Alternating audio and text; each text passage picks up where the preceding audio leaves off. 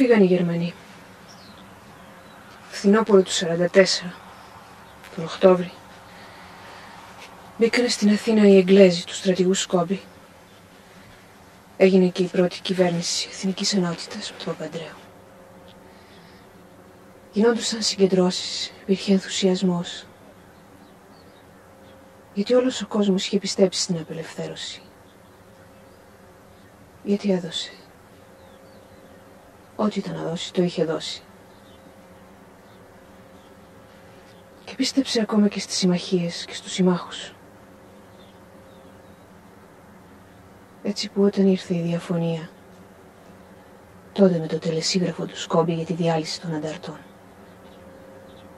την παρέτηση των υπουργών της αριστεράς που ακολούθησε και τους φασίστες, συνεργάτες των χιτλερικών ελεύθερους και οπλισμένους ξανά από το Σκόμπη, νιώσαμε να μας προδίνουν.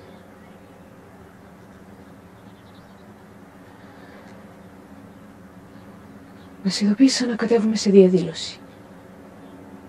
Κι αν σας πω, όχι ότι μας ειδοποίησαν. Θα ρίσκει ο κόσμος κατέβηκε μόνος του. Όμως οι Άγγλοι αυτό προετοίμαζαν. Θέλανε την ένοπλη σύγκρουση.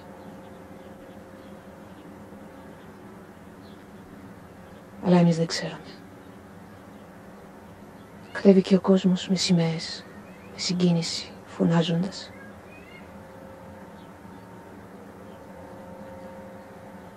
Εκείνο το χτύπημα εκείνη την ημέρα, Κυριακή 3 του Δεκέμβρη, μας ξάφνιασε.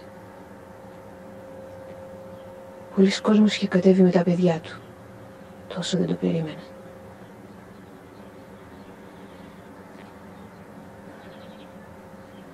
Τελικά γέμισαν οι πλατείες, ήταν κάτι που δεν περιγράφεται. Αυτοί ήταν επάνω στο King George το ξενοδοχείο, πάνω στη στέγη και στα ανάκτορα στα αιτώματα. Εμείς βλέπαμε τις σκάνες των όπλων. Γύρω-γύρω μας είχαν περιτριγυρίσει αστιφύλακες.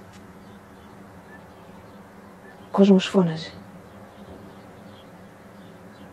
Ξαφνικά σε μια στιγμή ακούμε πυροβολισμούς. Εγώ ήμουν τότε μες στην πλατεία, στο κέντρο. Ακούμε τους πυροβολισμούς και χτυπιέται κάποιος εκεί στον άγνωστο στρατιώτη. Αμέσως ο κόσμος, κάποιοι, βούτυξαν μια σημαία στο αίμα του παιδιού και τη σηκώσανε ψηλά. Κι έτσι στόμα με στόμα άρχισαν να τραγουδάνε, να φωνάζουν. Ελευθερία. Ελευθερία, όχι άλλη κατοχή. Και αυτοί ρίχνανε ψηλά από τα αιτώματα. Σε μια στιγμή χτυπιέται κι άλλος ένας στην πλατεία. Πέσαμε χάμω. Δίπλα μου ήταν ένα παιδί με σάλπιγγα, ένας νεαρός. Παρόλο που ήταν χτυπημένος, σηκώθηκε όρθιος ψηλά πάνω στο πεζούλι και φώναξε. Ακόμα μια φορά. Ακόμα μια φορά να φωνάξω, να σαλπίσω. Έπεσε. Τον πήραν κάποιοι, δεν θυμάμαι.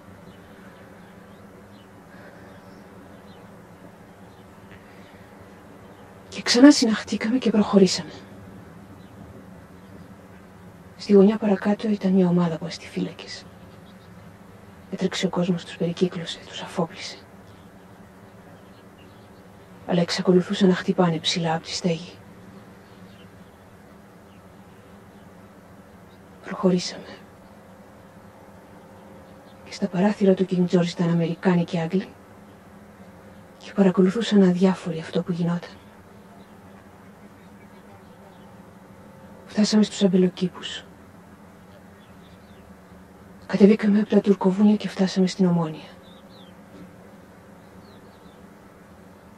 Και εκεί μας χτύπησαν για δεύτερη φορά.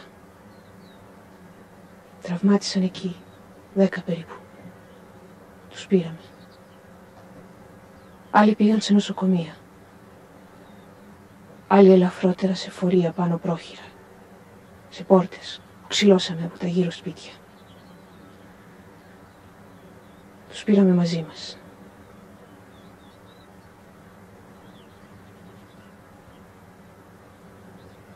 Την επόμενη μέρα, 4 του Δεκέμβρη, έγινε η κηδεία των θυμάτων. Κατεβήκαμε πάλι. Και στην επιστροφή μας χτύπησαν ξανά. Χίτες και ταγματασφαλίτες στην Ομόνια.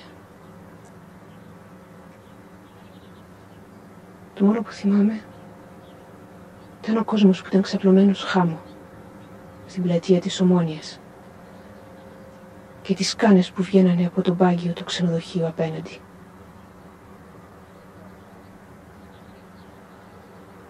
Σε αυτές τις 2 μέρες 28 νεκροί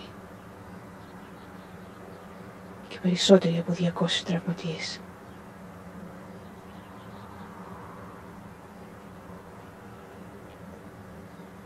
Το ίδιο βράδυ ο Ελλάς απάντησε με επιθέσεις σε αστυνομικά τμήματα. Άρχισαν μάχες κανονικά. Οδοφράγματα.